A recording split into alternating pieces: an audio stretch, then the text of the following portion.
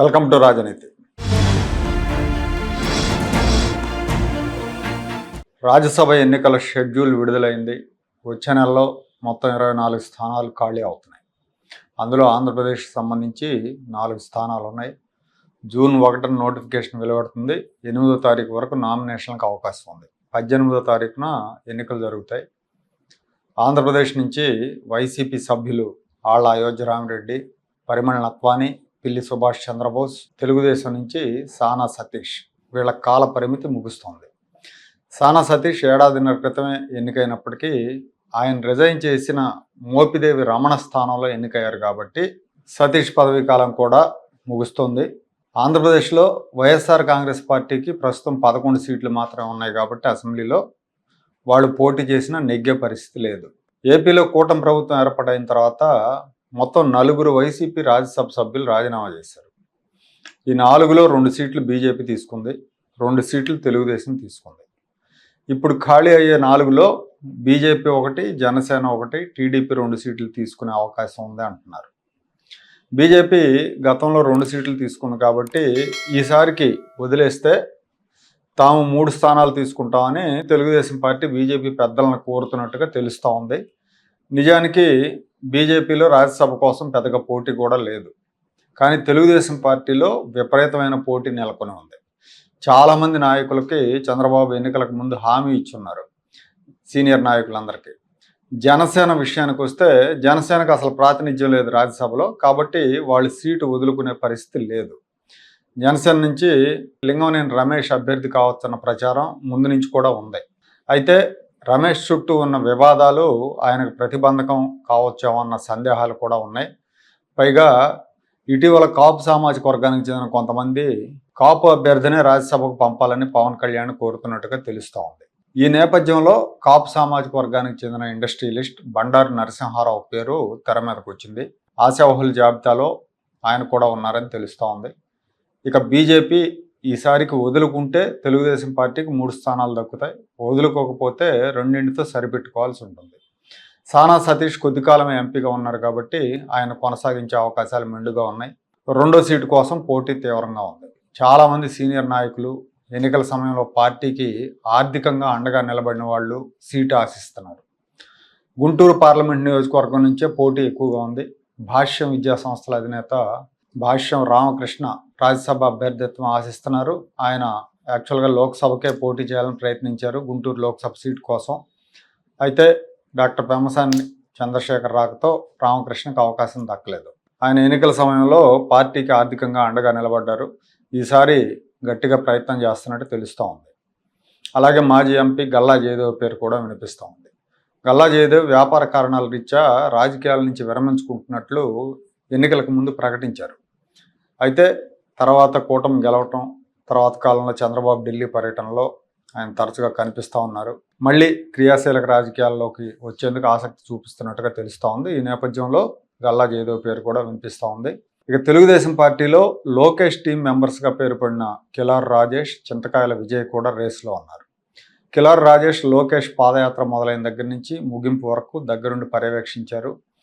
ఎన్నికల సందర్భంగా కీలకంగా వ్యవహరించారు. అభ్యర్థులకు సంబంధించిన ఫీడ్బ్యాక్ ఇవ్వడంలో కానీ, మిగతా విషయాల్లో కానీ. అలాగే ఇవాళ పార్టీలో, ప్రభుత్వంలో కీలకమైన వ్యక్తి. పార్టీ అధినేతకు, ఇతర నేతలకు మధ్య వారధిలాగా ఉన్నారు. లోకేష్ రాజేష్ పేరు బలంగా సిఫార్సు చేస్తున్నారన్న వార్తలు ఉన్నాయి. అయితే ఇప్పుడు ఢిల్లీకి పంపితే రాష్ట్రంలో పార్టీని, ప్రభుత్వాన్ని సమన్వయం చేసేవాళ్ళు ఉండరని ఇంకోసారి అవకాశం ఇద్దామన్న ఆలోచనతో చంద్రబాబు ఉన్నారన్న ప్రచారం జరుగుతూ ఉంది. చింతకాయల విజయ్ ఐటీడీపీ ఇన్ఛార్జిగా ఉన్నారు. గత 15 ఏళ్లుగా పార్టీలో చురుగ్గా పనిచేస్తున్నారు. బలమైన వాయిస్ ఉంది. ఇవాళ రాజకీయ వారసుల్లో సబ్జెక్ట్ పరమైన నాలెడ్జ్ ఉన్న వాళ్ళలో విజయ్ ఒకరు. విజయ్ కుటుంబం పార్టీలో ముందు నుంచి అంకితభావంతో పనిచేస్తూ ఉంది.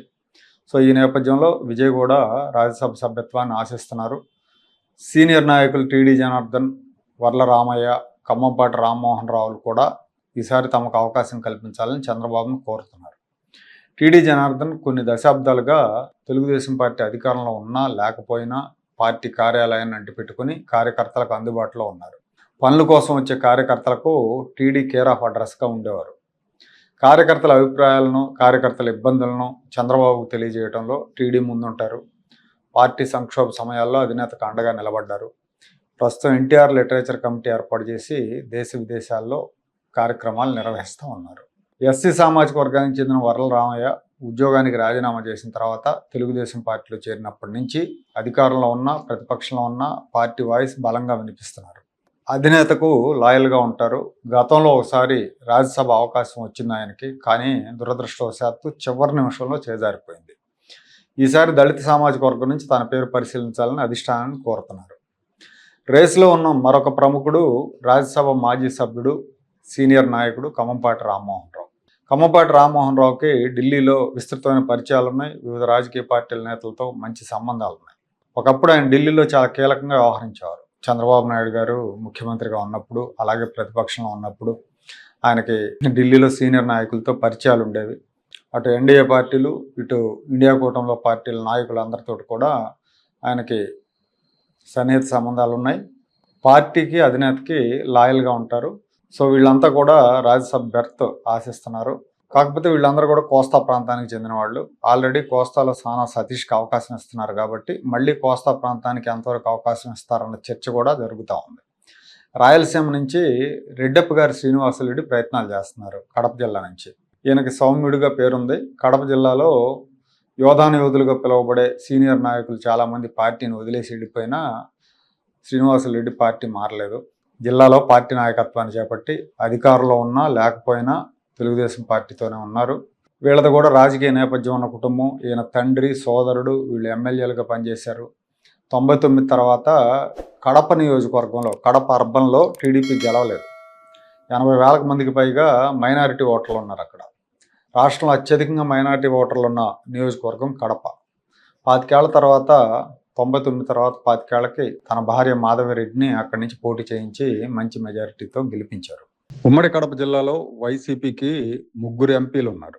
2 లోక్సభ సభ్యులు ఉన్నారు, 1 రాజ్యసభ సభ్యుడు ఉన్నారు. అలాగే మాజీ ముఖ్యమంత్రి జగన్మోహన్ రెడ్డిది కూడా కడప జిల్లానే. రాయలసీమ నుంచి, అలాగే రెడ్డి సామాజిక వర్గం నుంచి తన పేరు పరిశీలించాలని ఆయన అధినేతను కోరుతున్నారు. అయితే తెర వెనకాల ఇంకో పేరు మీద బలంగా చర్చ జరుగుతూ ఉంది.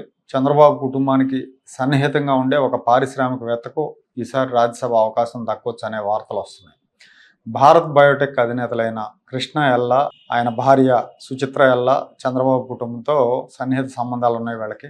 సుచిత్ర ఎల్లాని రాజ్యసభకు పంపించే అవకాశం ఉందన్న వార్తలు వస్తున్నాయి. గతంలో రాజ్యసభకు చంద్రబాబు నాయుడు గారి ఎంపికలు పరిశీలిస్తే చివరి నిమిషంలో ఊహించని పేర్లు తెర మీదకు వచ్చేవి. అలా ఊహించని పేరే సుచిత్ర ఎల్లాది అన్న చర్చ కూడా పార్టీలో నడుస్తూ ఉంది.